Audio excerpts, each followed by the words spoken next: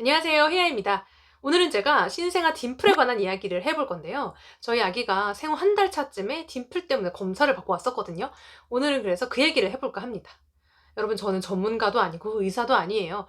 여러분이랑 똑같이 아기를 키우는, 특히 첫 아이를 키우는 초보 엄마로서 그냥 제가 여기서 주워 들은 얘기, 의사 선배 들은 얘기, 찾아본 얘기, 거기에다가 제가 직접 겪은 얘기를 다 묶어서 그냥 제 경험담을 이야기하는 것뿐이니까 제 얘기는 꼭 참고만 해주시고 더 정확한 사항들은 꼭 의사 선생님과 상담하시길 바랍니다.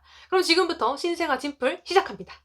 딤플이 뭐냐면 아기 엉덩이 꼬리뼈 부분에 살짝 파인 홈을 이제 딤플이라고 하는데, 그거를 뭐 엉덩이 보조개 이렇게 부르기도 하더라고요. 그 홈이 좀 얕은 아기도 있고 깊은 아기도 있고, 뭐 Y자로 주름이 깊게 져 있거나, 뭐 그 홈 주변에 뭐 반점이 있거나, 홈에 뭐 털이 나 있거나, 뭐 이렇게 다양한 모습으로 나타날 수 있다고 합니다.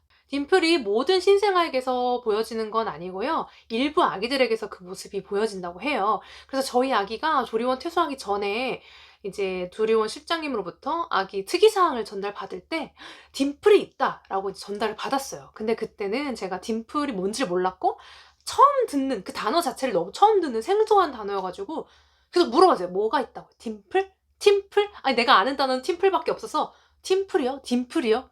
팀플이 여기서 왜 나와? 막 이러면서 막 물어봤는데, 실장님이 간단하게 설명은 해주셨지만 저한테 그랬어요. 산모님, 인터넷 찾아보지 마세요. 인터넷에 워낙 무서운 말들이 많이 있으니까 찾아보지 마시고, 어차피 퇴소하면서 BCG 접종 때문에 소아과를 가니까 가서 의사 선생님한테 물어보세요. 이러시더라고요. 그래서 뭐 그래, 뭐 검색 뭐 미리 해봤자 뭐 바뀌는 건 없으니까.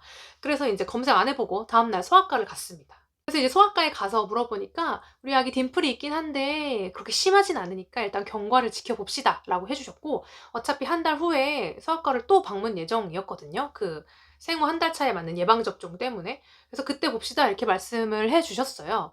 뭐 그렇구나 하고 집에 오고 한 달이 지나서 다시 병원을 갔죠. 저는 그 사이에 찾아보지도 않았어요. 뭐 괜찮겠지 싶어가지고.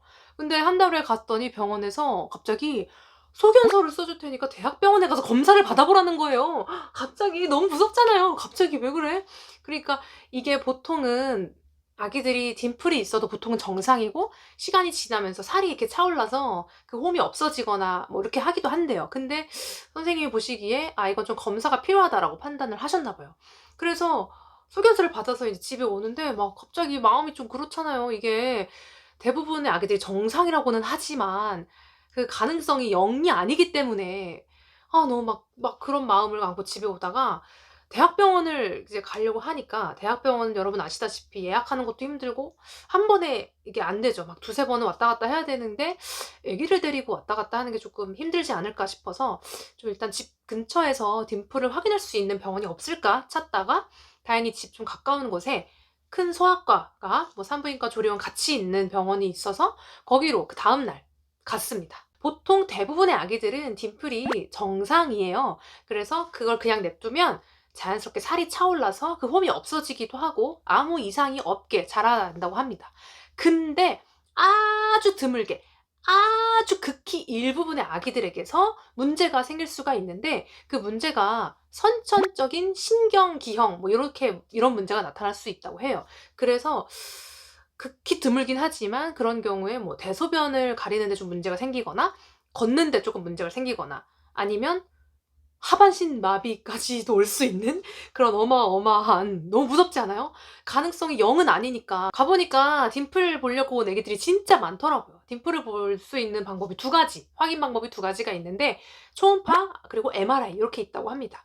일단은 보통은 초음파를 먼저 권장을 하죠. 왜냐면 MRI는 찍는데 그 과정도 너무 힘들고, 특히 어린 아기라고 말하기도 너무 너무 나온 지 세상에 나온 지 이제 막 갓 나온 애기들한테 MRI를 찍게 하는 게 너무 힘들고, 그걸 보는 엄마 아빠도 힘들고 해가지고 그냥 초음파를 보는 거를 권장을 한다고 하고요. 그리고 그 초음파도 개월수가 어릴 때 보는 게 유리하다고 합니다. 뭐 사람에 따라서 어떤 사람은 3개월이라고 말하고 어떤 사람은 6개월이라고 말하는데, 어쨌든 뭐 3개월이든 6개월이든 어느 정도 개월차가 지나고 나면 초음파로 확인을 할 수가 없다고 해요. 그래서 혹시 딤플이다 하면 일단은 초음파로 어린 개월수에 빨리 가서 확인을 해보시는 게 좋은 것 같습니다. 그래서 초음파로 뭘 확인하냐, 뭐 저도 정확하게 이해는 못했는데, 여기 이제 그 꼬리뼈 쪽 그 홈이 있는 그쪽에 아마 신경을 보는 것 같더라고요. 그래서 그쪽에 문제가 있는지 없는지를 봐서 선천적으로 신경에 문제가 있다 하면은 그거를 수술을 통해서 예방을 할 수가 있다고 합니다. 다행히 저희 아기는 정상이라고 말씀해 주셨고, 혹시 다른 소아과 가서 팀플이래 팀플이다 얘기했을 때 검사 받았다, 정상이다 라고 말해도 된다라고 해 주셨습니다. 사실 이게 거의 대부분의 아기들이 정상이기 때문에 '그래, 우리 아기도 정상일 거야.'라고 생각은 했지만 마음이 좀 안 좋더라고요. 혹시 괜히 내가 뭘 잘못했을까? 뭔가 괜히 미안하고 죄책감에 막 울기도 하고 그랬는데, 엄마 잘못이 전혀 아니에요. 이게 아기가 만들어지는 과정에서 생겨나는 거고, 선천적으로 뭔가 그렇게 만들어져서 나오는 거라서 엄마의 잘못이 아니니까 죄책감은 안 가지셨으면 좋겠습니다. 그래서 그때 우리 아기 딤플이 있다고 병원 가 보라고 했을 때 집에 와서 엉덩이를 진짜 열심히 제가 봤는데, 남편이랑, 우리 눈에는 모르겠네. 이게 잘 안 보여. 저희 생각에 우리가 봐서 이렇게 안 보일 정도면, 그러니까 잘 모를 정도면 그렇게 심한 정도는 아니다. 그러니까 걱정하지 말자 이렇게 말하긴 했는데, 인터넷에 찾아보시면 정말 많은 분들이 우리에게 엉덩이 사진 찍어 가지고 "이거 어떡하냐? 혹시 문제냐? 많이 파였냐?" 많이 물어보시더라고요. 그때 애기 사진을 좀 찍어 놓을 걸. 그때도 잘 안 보였는데 뭐 지금 본다고 보이겠어요? 그래서 딤플을 인제 최종 정리를 해 보자면, 엉덩이 꼬리뼈 있는 부분에 인제 파인 홈을 딤플이라고 하고, 요건 신생아들 모두에게서 발견되는 건 아니다. 일부의 아기들에게서 보여지는데, 이게 있다고 해서 그 딤플 자체가 다 문제가 되는 것도 아니다.